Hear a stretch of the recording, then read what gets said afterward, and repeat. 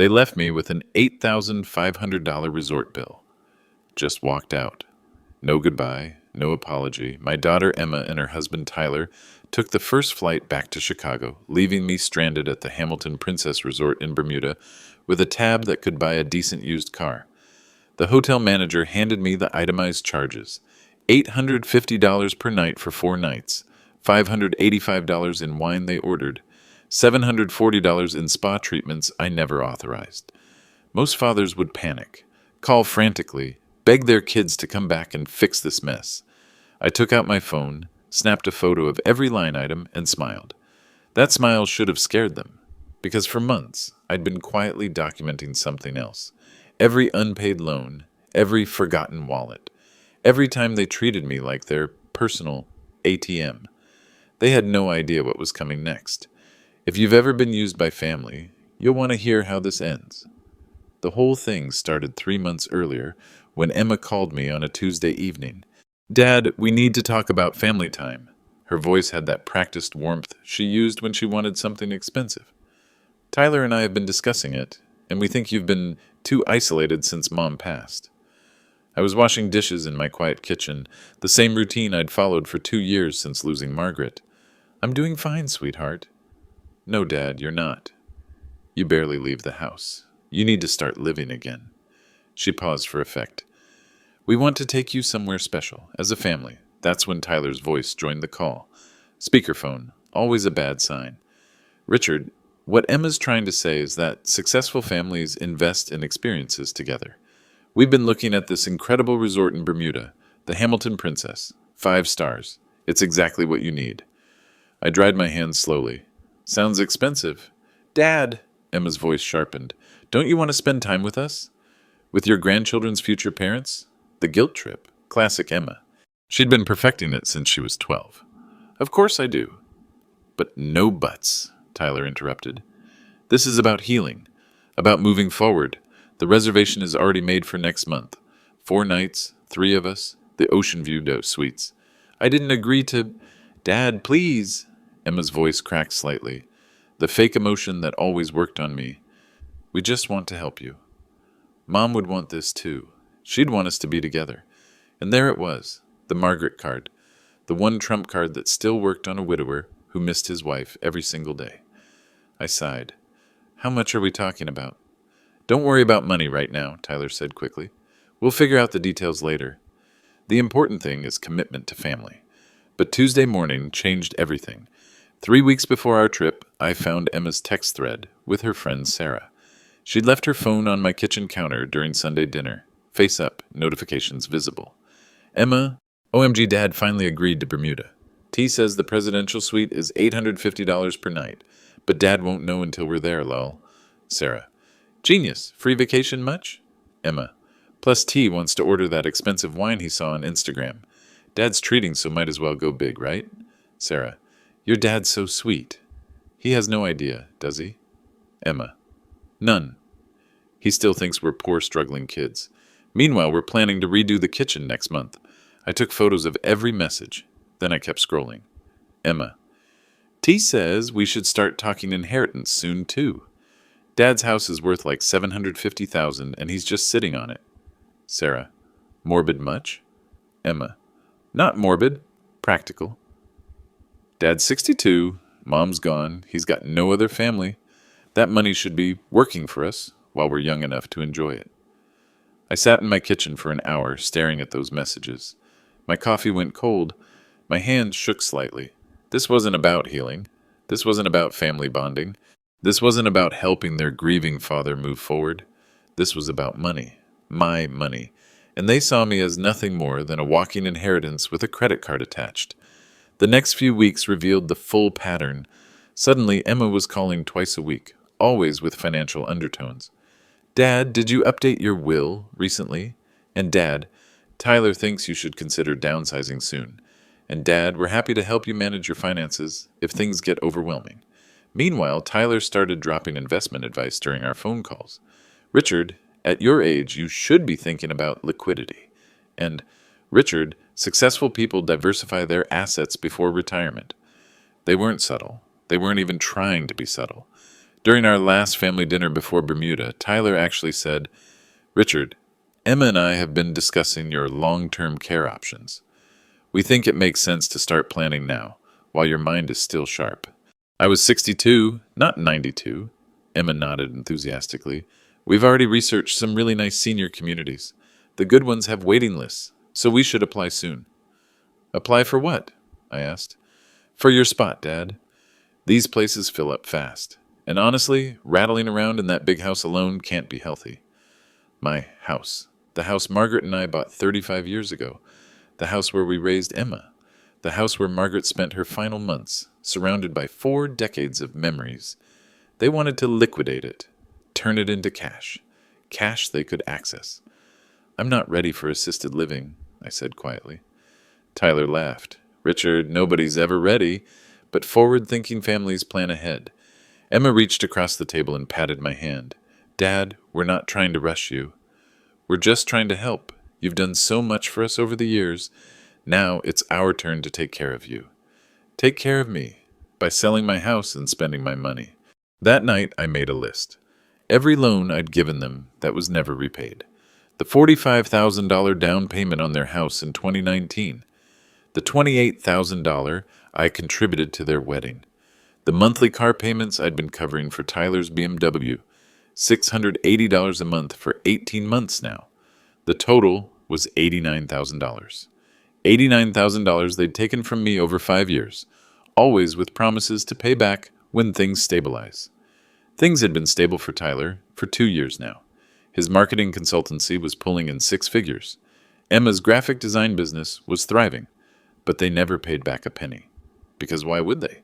The money was coming from Dad, and Dad would always be there, wallet open, eager to help. Thursday's real estate appraisal would shock them. The call came at 6:47 a.m. on Tuesday morning. I was sitting on the resort balcony, watching the sunrise paint Hamilton Harbor in shades of gold and pink. It was peaceful, beautiful. For a moment, I'd almost forgotten about the text messages and the inheritance schemes. Then my phone buzzed. "Dad? Dad, are you awake?" Emma's voice was breathless, panicked. "Oh, God, I'm so sorry to wake you, but we have a massive emergency." I set down my coffee. "What's wrong? Are you hurt?" No, we're fine physically, but Tyler's biggest client just called an emergency meeting. Like, right now, this morning. If he doesn't get back to Chicago by noon, we could lose a $200,000 contract." In the background, I could hear Tyler's voice, urgent and stressed. "Tell him it's the Morrison account. Tell him this could make or break the company." Emma continued, "Dad, I know this is awful timing, but we have to fly out immediately. Tyler's already booking flights. We can be at the airport in 30 minutes. I looked out at the ocean. 24 hours ago, they were insisting this trip was about my healing, about family bonding, about moving forward together. "What about the rest of our vacation?" I asked. "Dad, you understand business pressure, right? This is Tyler's career we're talking about. Our future. Besides, you probably needed some alone time anyway. To process. To think about Mom." There it was. The casual dismissal.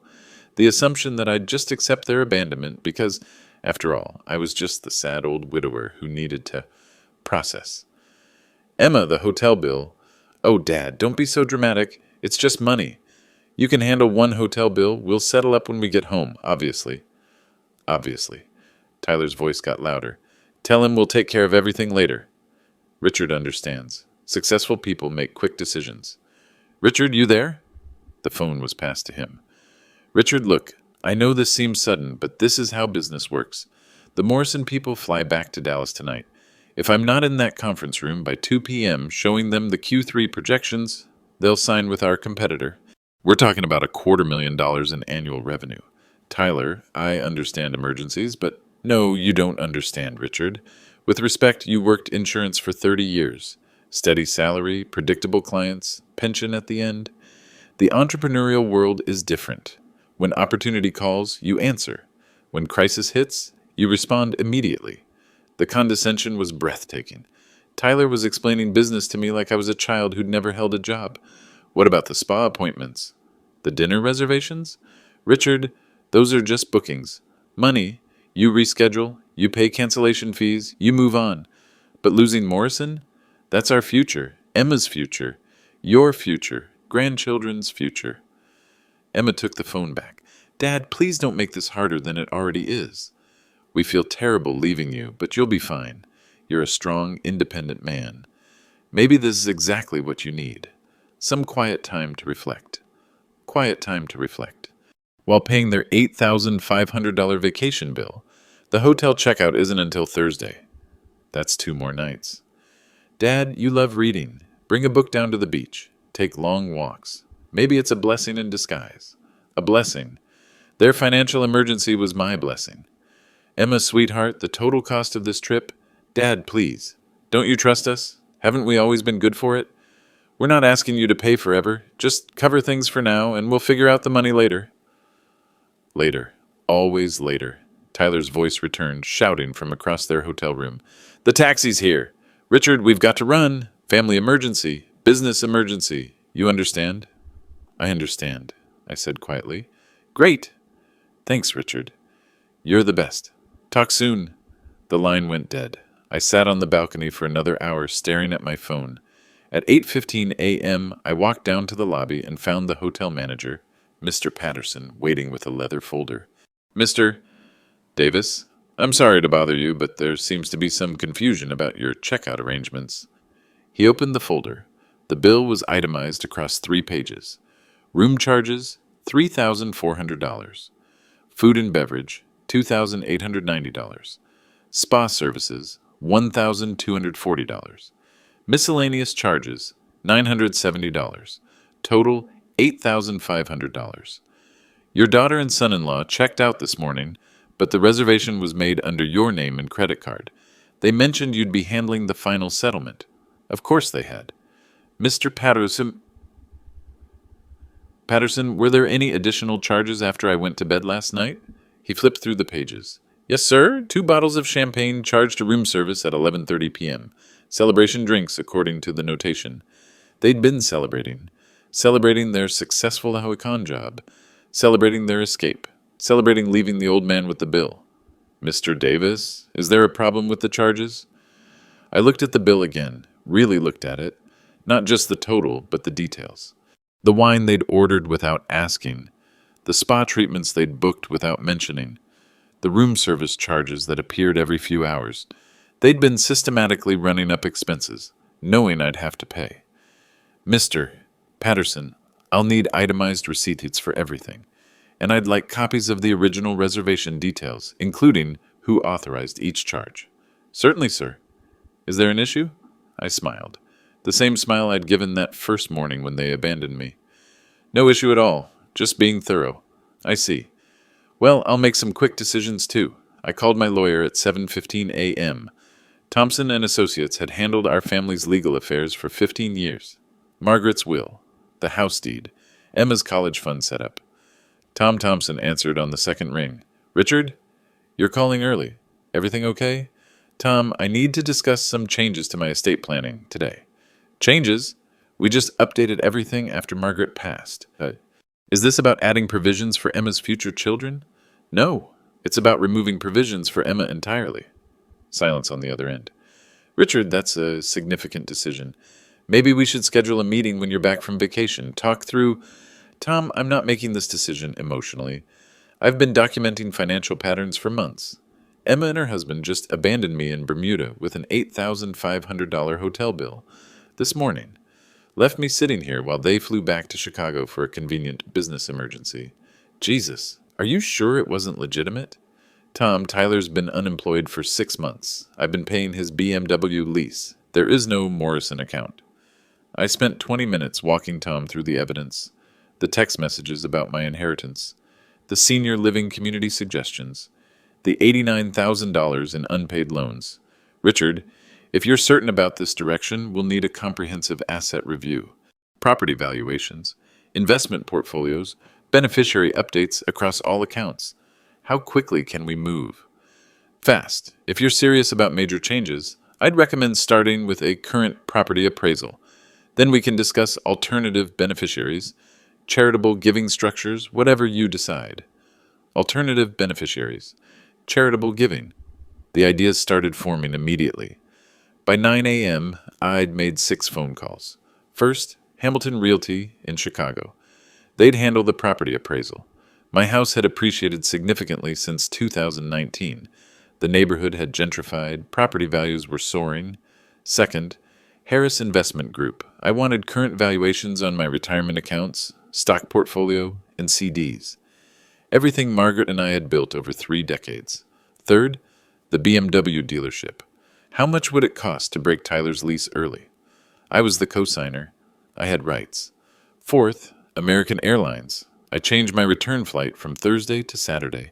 If Emma and Tyler could make quick business decisions, so could I. Fifth, Emma's favorite restaurant in Chicago.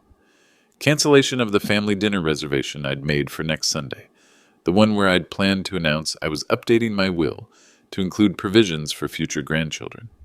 Not anymore. Sixth, the First National Bank. I wanted to schedule a comprehensive account review for Monday morning.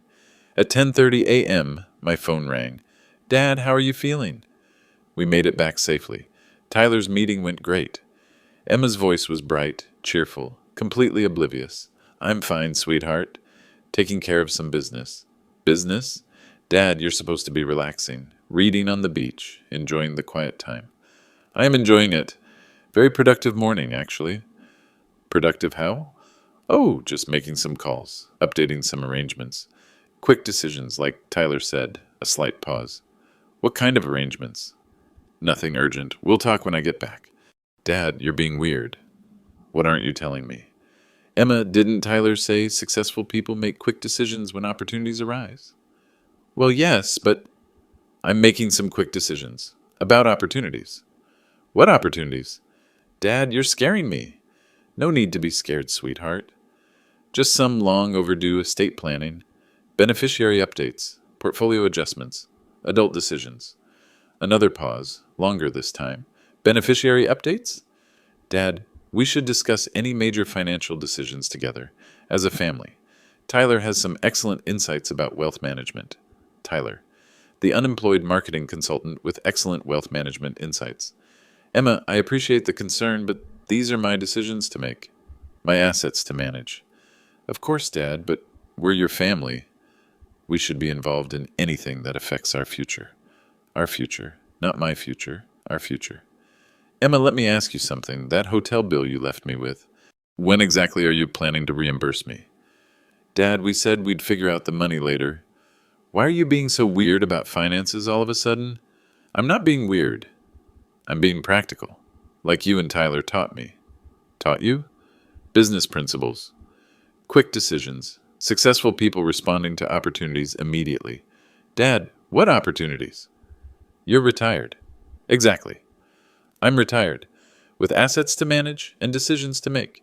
Independent decisions." "Dad, you're really freaking me out. Please tell me you're not doing anything drastic." "Drastic? Like abandoning your father with an $8,500 bill was drastic. Like scheming to sell his house was drastic. Like treating him as a walking inheritance was drastic." "Nothing drastic, Emma. Just some paperwork, some phone calls, some quick decisions. Promise me you won't do anything major without talking to us first."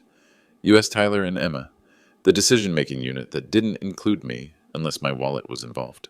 I promise I'll make the decisions that are right for me." "Dad, Emma, I need to go. The hotel has some beautiful walking trails. I want to explore while I have this quiet time to reflect." I hung up before she could respond. Thursday's real estate appraisal would shock them. The house appraisal came back Thursday morning. $748,000. I stared at the email from Hamilton Realty while sipping coffee on my hotel balcony. $748,000. Margaret and I had bought the house in 1988 for $89,000. 35 years of mortgage payments, improvements, and neighborhood gentrification had created a windfall neither of us had expected. Emma knew about the appreciation. Her text messages made that clear. "Dad's house is worth like $750,000, and he's just sitting on it." Sitting on it. Like I was hoarding money that rightfully belonged to her. I forwarded the appraisal to Tom Thompson with a simple note. "Proceed with beneficiary changes, new primary. St. Jude Children's Research Hospital." Then I called Patricia Williams at Estate Sales Chicago. "Mr. Davis, I remember your wife's beautiful antiques. Are you ready to downsize? Patricia, I want to start with specific pieces. The baby grand piano in the living room, the mahogany dining set, my wife's jewelry collection. Those are valuable items, Mr. Davis. The piano alone could bring $3,000 to $4,000, depending on condition. Are you certain about selling? Emma had been taking piano lessons on that Baldwin baby grand since she was 7. Every Christmas morning, she'd play carols while Margaret made breakfast. During her teenage years, she'd sit at that bench for hours, working through Bach and Chopin.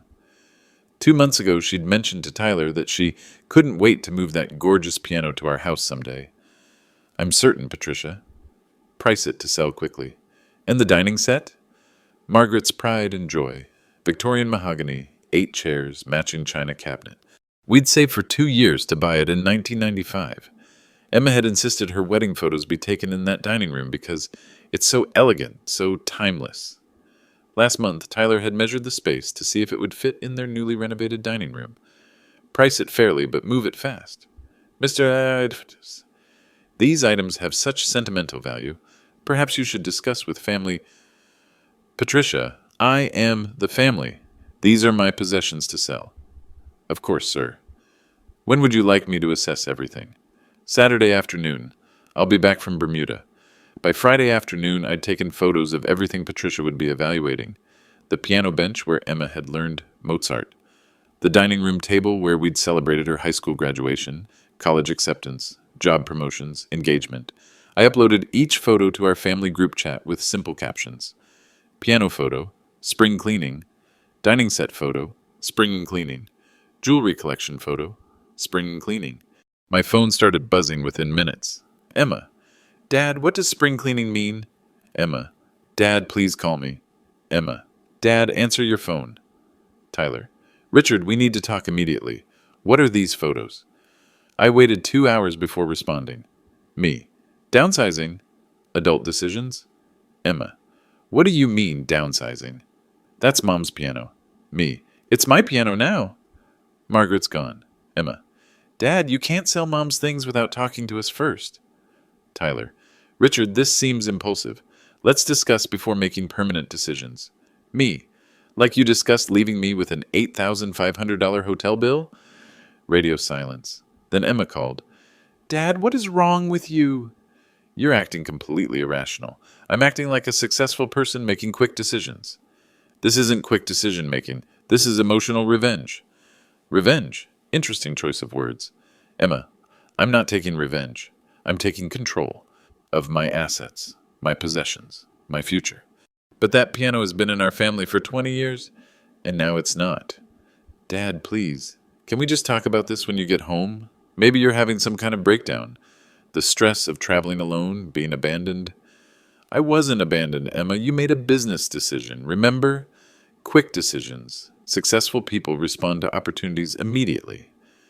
That was different. That was Tyler's career. And this is my life.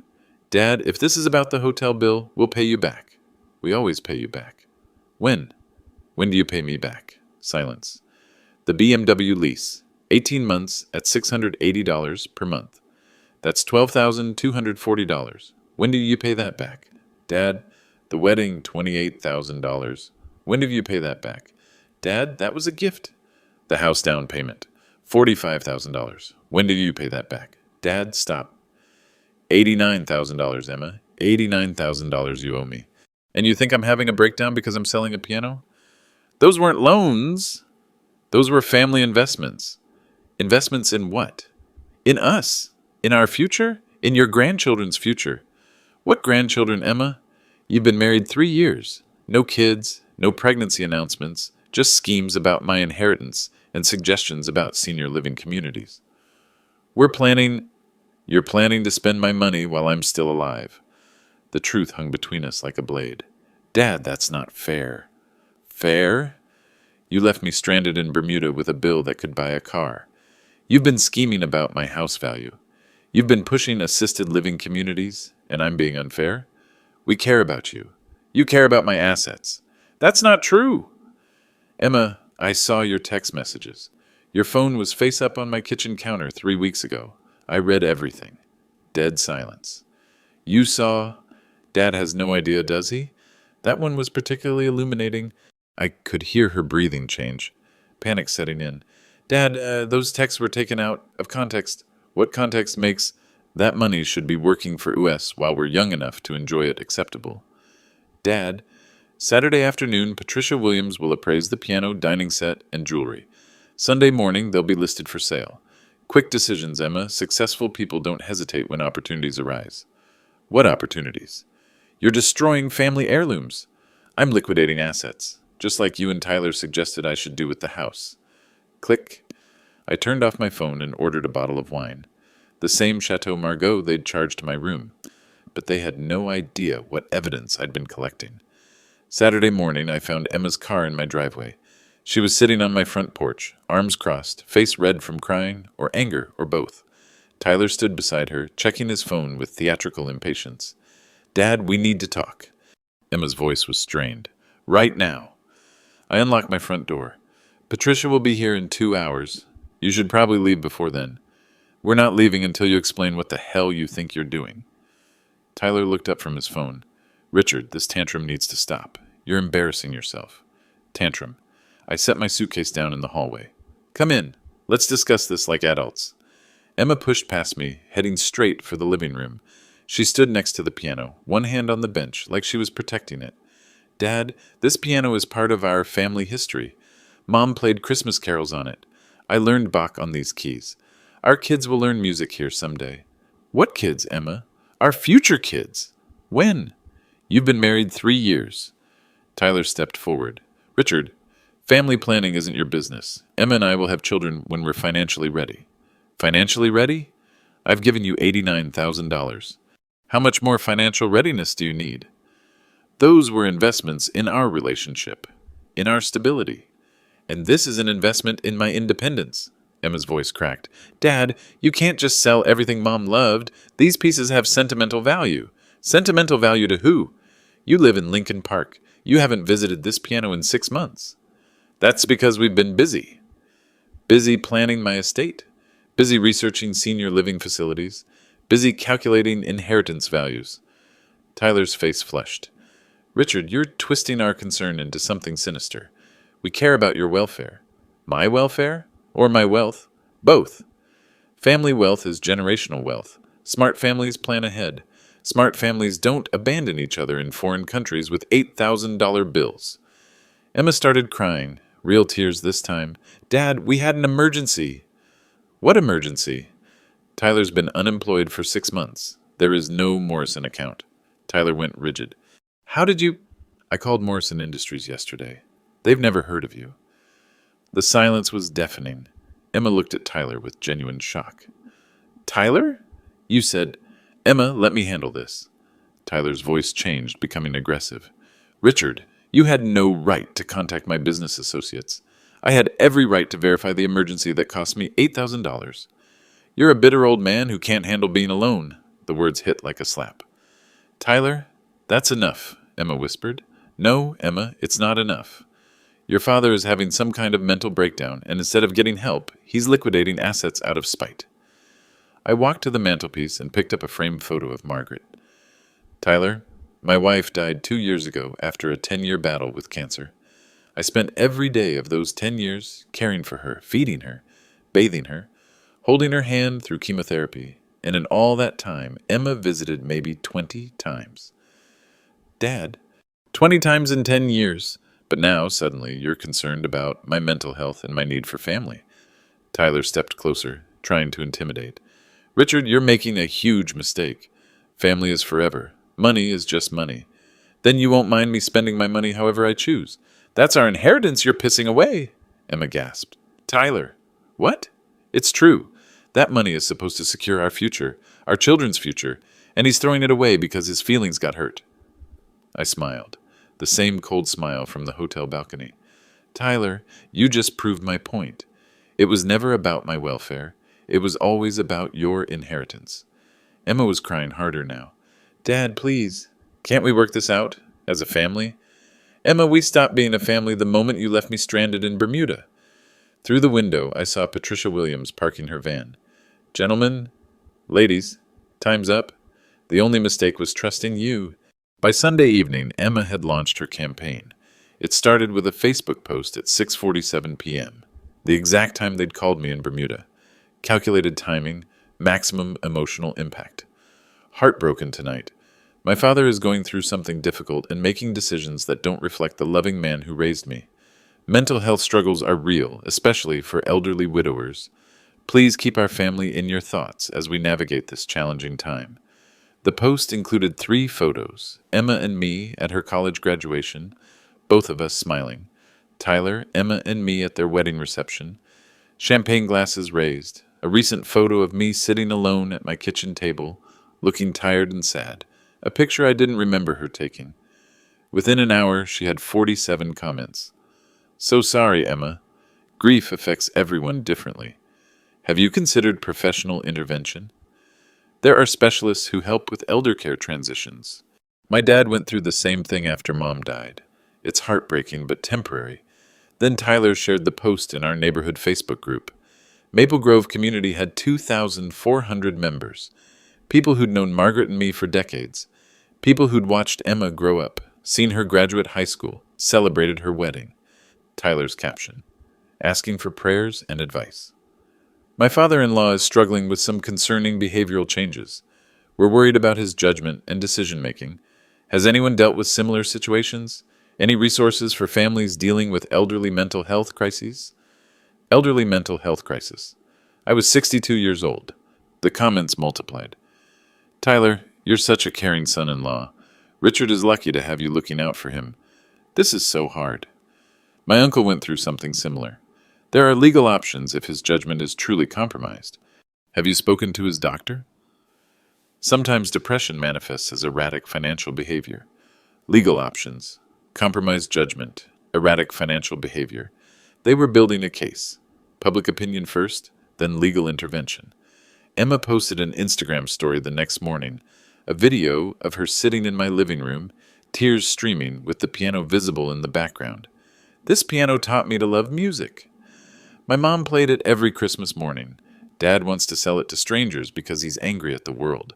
I don't know how to help someone who won't accept help. The story had 300 views within 2 hours. Then came Tyler's LinkedIn post.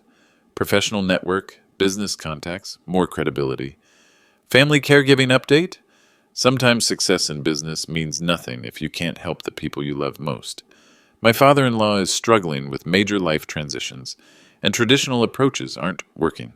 Fellow entrepreneurs, how do you balance respect for independence with necessary intervention when elderly family members make concerning financial decisions? Concerning financial decisions. From a man who'd been unemployed for 6 months while I paid his car lease. But they had no idea what evidence I'd been collecting. Tuesday morning, I created my own Facebook account.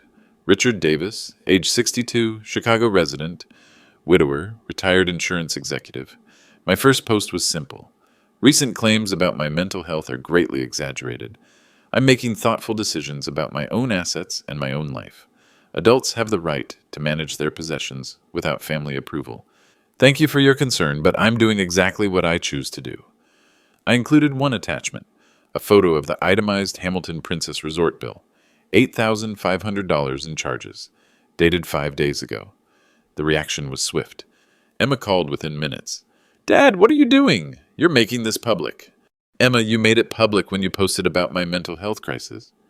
I was asking for support. For help. You were asking for sympathy, for validation, for backup in case you need legal intervention. That's not... Tyler's LinkedIn post was particularly enlightening. Necessary intervention when elderly family members make concerning financial decisions. What kind of intervention, Emma? Silence. Conservatorship? Power of attorney? Some legal mechanism to control my finances? Dad, we're trying to protect you. From what? From spending my own money? From making decisions that will hurt you, Betur? Emma, the only decision hurting me is trusting you. I hung up and made my second Facebook post. Update. The family emergency that required abandoning me in Bermuda was fictional. No client crisis, no urgent meeting, just 2 people who wanted a free vacation without paying consequences. I have documentation. This post included Tyler's LinkedIn profile, highlighting his 6 months of unemployment. The comments section exploded. "Richard, we had no idea you were dealing with this." "Oh my God, they left you with the hotel bill?" "This isn't mental health issues. This is financial abuse. Emma and Tyler should be ashamed." By Thursday, the narrative had shifted completely. Emma's original post about my mental health crisis now had 127 comments, most of them defending me and questioning her motives. Tyler deleted his LinkedIn post, but I was just getting started, because I'd spent 2 weeks methodically documenting everything they'd hidden for years.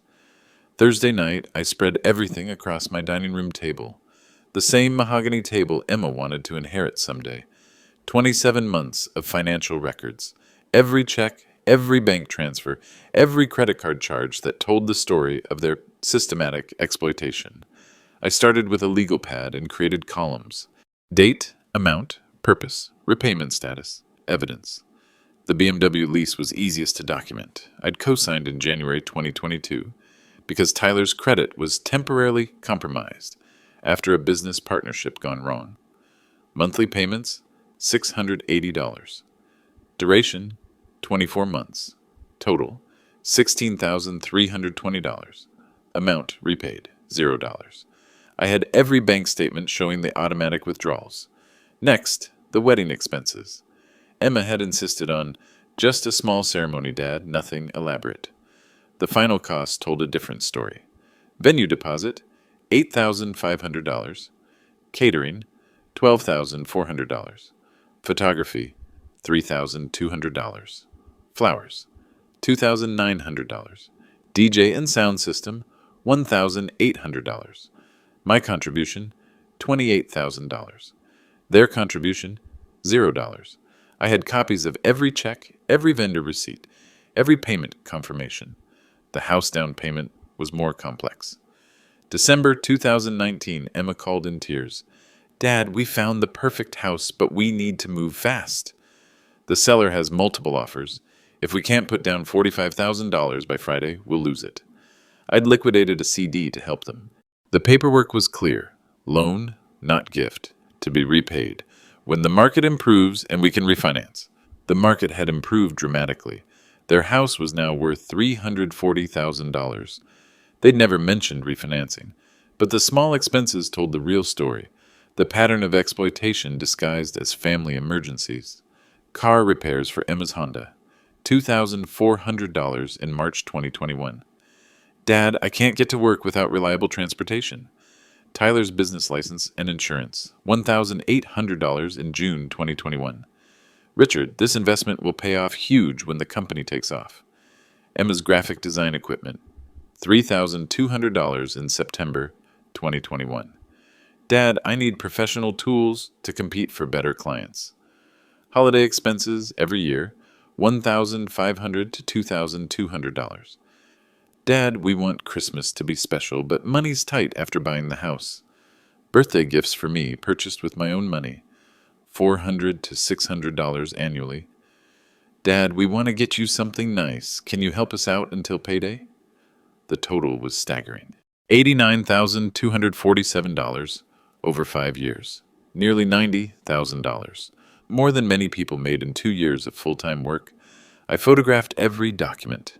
Bank statements, canceled checks, loan agreements, email confirmations. Then I scanned everything into digital files, organized by category and date. Friday morning, I called my accountant.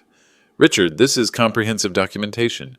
You've essentially been running an unsecured bank for your daughter and son-in-law.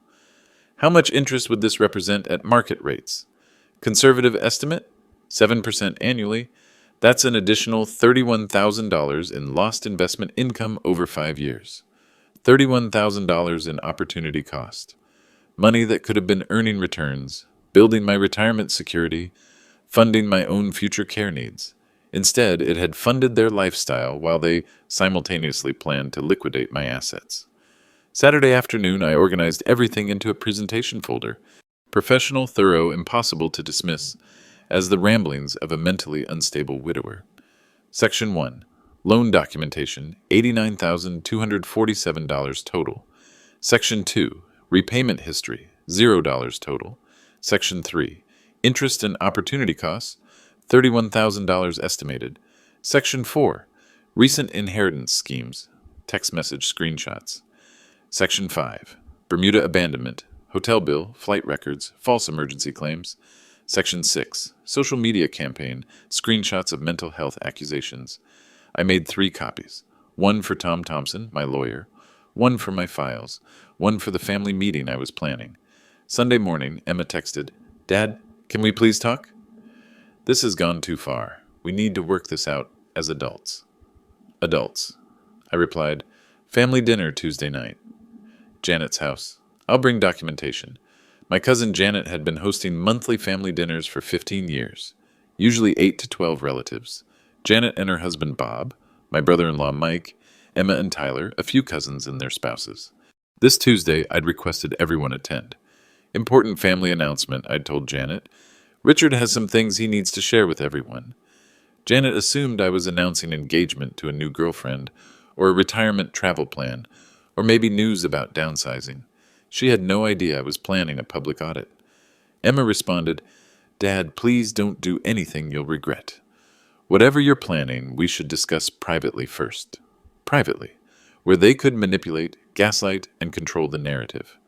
I typed back, "Transparency is the foundation of healthy families. See you Tuesday." Then I printed a copy of every document, 47 pages of evidence that would end their inheritance scheme permanently. Because Tuesday night, in front of 42 witnesses, I was going to present the complete financial history of our relationship, and they would finally understand the difference between family love and family exploitation. Janet's dining room had never held so many people. 42 family members packed around her extended table, overflow seating in the living room, some standing against the walls. Word had spread about my important announcement. Everyone was curious. Emma and Tyler sat directly across from me, their faces tight with anxiety. "Before we start dinner," I said, standing up, "I need everyone's attention for a few minutes." The conversations died. Janet smiled encouragingly. "Richard, the floor is yours." I pulled out my presentation folder and set it on the table. Emma's eyes locked on it immediately. 3 weeks ago, Emma and Tyler invited me on a family vacation to Bermuda. They said it was about healing, about family bonding, about helping me move forward after losing Margaret. Murmurs of approval. Everyone knew about Margaret's long battle with cancer. Everyone remembered how devoted I'd been as her caregiver. The Hamilton Princess Resort, 5-star accommodation. 4 nights, 3 people. Beautiful location, beautiful weather, beautiful family time. I opened the folder and pulled out the hotel bill. On Tuesday morning at 6:47 a.m., they called my room. "Emergency," they said. Tyler's biggest client needed him back in Chicago immediately. Life-changing business meeting, $250,000 contract at stake. Emma was staring at her plate. Tyler was checking his phone, pretending to be distracted. So they left. First flight out. Left me alone with the bill for the entire vacation. I held up the hotel receipt. $8,500. Itemized charges for everything they'd ordered without asking. Wine, spa treatments, room service, celebration champagne they charged the night before abandoning me. The room went silent.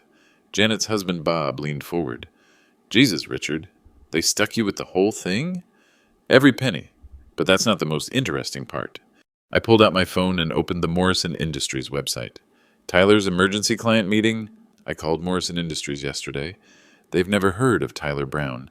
No account, no contract, no emergency meeting. He's been unemployed for 6 months. The silence was deafening. Emma finally looked up. "Dad, please don't do this here." "Emma, you made this public when you posted about my mental health crisis on Facebook. Remember? Elderly widower making concerning financial decisions?" I pulled out screenshots of her social media posts. According to Emma's public statements, I'm having a breakdown. According to Tyler's LinkedIn post, I need family intervention to prevent erratic financial behavior. According to their neighborhood Facebook campaign, I require professional mental health assistance. Mike, Margaret's brother, spoke up. "Richard, what the hell is going on?" "I'm glad you asked, Mike.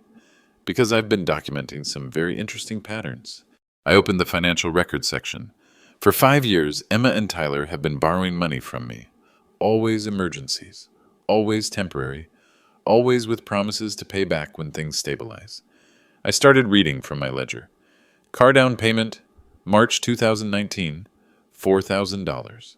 Wedding expenses, August 2019, $28,000. House down payment, December 2019, $45,000. BMW lease payments, January 2022 through present, $16,320. The numbers hung in the air like accusations. Car repairs, business expenses, equipment purchases, holiday costs, birthday gifts purchased with my money for me. Total, loaned over 5 years, $89,247. Janet gasped. $89,000? Total repaid, $0.00. Tyler finally spoke up, his voice aggressive. Richard, those weren't loans. Those were family investments. Parents help their children. That's what families do. You're absolutely right, Tyler. Parents do help their children, but children don't usually scheme to sell their parents' houses while they're still alive. I pulled out Emma's text messages. 3 weeks before our Bermuda trip, I accidentally saw some text messages on Emma's phone. Let me read them exactly as written. Emma went white. Emma to her friend Sarah. Dad has no idea, does he? Sarah responds, Your dad's so sweet? He has no idea, does he? Emma replies, None. He still thinks we're poor struggling kids. Meanwhile, we're planning to redo the kitchen next month. The room was dead silent. But wait, there's more. Emma continues, T says we should start talking inheritance soon too. Dad's house is worth like $750,000, and he's just sitting on it. I looked directly at Emma. Sitting on it, Emma? Like it's your money I'm hoarding? She was crying now. Dad, those texts were taken out of context. What context makes that money should be working for us while we're young enough to enjoy it acceptable? Bob stood up. Emma, you actually wrote that? Tyler jumped to his feet. This is a goddamn ambush. Richard is having some kind of breakdown, and you're all buying into it. Tyler, sit down, Mike said sharply. Richard's not finished. I pulled out the real estate appraisal. Tyler's right about one thing. My house is worth $748,000. Emma knew that. They've been pushing me toward assisted living communities so they could liquidate the property. I opened my laptop and showed them Tyler's LinkedIn post. Last week, Tyler posted about needing intervention for elderly family members making concerning financial decisions. Elderly family members, I'm 62 years old. Janet's face was flushed with anger. Tyler, you posted about Richard online? I was asking for advice about a difficult situation. You were building a case for conservatorship, I said quietly. Legal control over my finances. The social media posts about my mental health were evidence gathering for legal intervention. The room exploded in angry voices, everyone talking at once, accusing Emma and Tyler, demanding explanations. I waited for quiet, then pulled out one final document. This morning, I completed the paperwork for a major charitable donation. St. Jude Children's Research Hospital will receive $710,600 from my estate. The room went silent again. $710,000? Emma whispered. I pulled out the certified check and held it up. 95% of my liquid assets. The house sale, the investment portfolio, the retirement accounts, everything you were counting on inheriting. Emma's face crumpled. Dad, you can't. That's our future, our children's future. What children, Emma? You've been married 3 years. No pregnancies, no adoption plans, no actual children. Just hypothetical future children you used to justify spending my money. Tyler was shaking with rage. You destroyed our lives, you selfish old bastard. The mask was finally off. Tyler, I didn't destroy anything. I simply stopped funding your lifestyle. That money was supposed to secure our future. Your future was never my responsibility. You're both employed adults with college degrees. Build your own future. Emma was sobbing. Dad, please, we can work this out. We can pay you back. We can... Emma, you had 5 years to pay me back. You had 89,000 opportunities to show good faith. Instead, you plotted to sell my house and commit me to assisted living. I looked around the room at 42 shocked faces. I'm not having a mental health crisis. I'm not making concerning financial decisions. I'm setting boundaries. For the first time in 5 years, I'm making decisions based on my welfare instead of your wants. I held up the St. Jude donation receipt. These kids fighting cancer will put my money to better use than two adults who see their father as a walking inheritance. Emma stood up, still crying. You destroyed my life. I smiled. The same cold smile from the hotel balcony. Emma, I didn't destroy your life. I just stopped funding it. Tyler grabbed Emma's arm. We're leaving. This family is toxic. As they headed for the door, I called out, Tyler, don't forget to return the BMW. I'm canceling the lease Monday morning. The door slammed behind them. 40 witnesses, complete vindication, total status reversal. The inheritance scheme was dead. 6 months later, I was teaching 8-year-old Marcus how to play chess in the Saint. Jude, recreation room. Mr. Davis, why do the bishops move diagonal? Marcus had been fighting leukemia for 2 years, but his curiosity never dimmed. Because everyone has their own path, buddy. Bishops can't move like rooks, and rooks can't move like bishops. But they're all important. My phone buzzed. A text from an unknown number. Dad, it's Emma. Tyler and I separated last month. I know you won't forgive me, but I wanted you to know I'm sorry. Happy birthday. Today was my 63rd birthday, the first birthday in 34 years that Emma hadn't called. I showed the text to Dr. Sarah Chen, the volunteer coordinator who'd become a good friend.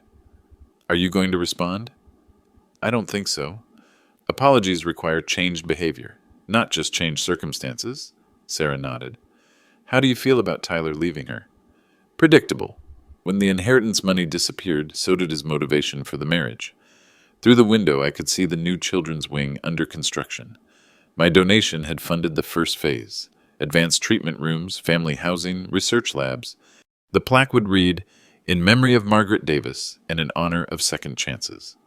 Margaret would have approved. She'd always said the best revenge was living well. My phone buzzed again. Janet, my cousin. Richard Mike ran into Emma at the grocery store. She's living in a studio apartment, working 2 jobs. Tyler took the BMW when he left. She asked about you. I typed back, I hope she finds her way. Janet, you could reach out. People change. Janet, I spent 5 years watching her not change despite multiple opportunities. I won't spend my remaining years hoping she might. The boundary held firm. Marcus moved his queen across the board with a grin. Checkmate, Mr. Davis, I laughed and reset the pieces. Good game, buddy. Want to play again? Always. At 7 p.m., I walked to my small apartment 6 blocks from the hospital. 1 bedroom, minimal furniture, everything I actually needed. No grand piano collecting dust. No mahogany dining set, hosting people who saw me as a bank account. Just peace. And the knowledge that my money was fighting childhood cancer instead of funding adult entitlement. The boundary I'd drawn in Bermuda had become the foundation of a life worth living. Some ATMs stay permanently closed.